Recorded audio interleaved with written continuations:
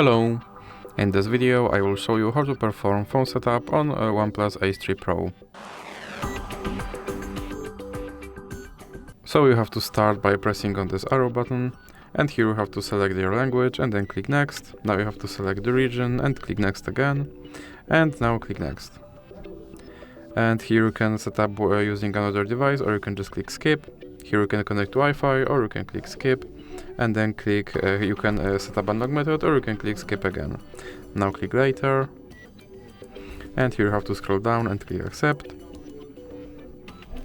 And now you have to scroll down again and click agree, and now you can select your navigation method, and then click done, and click let's go.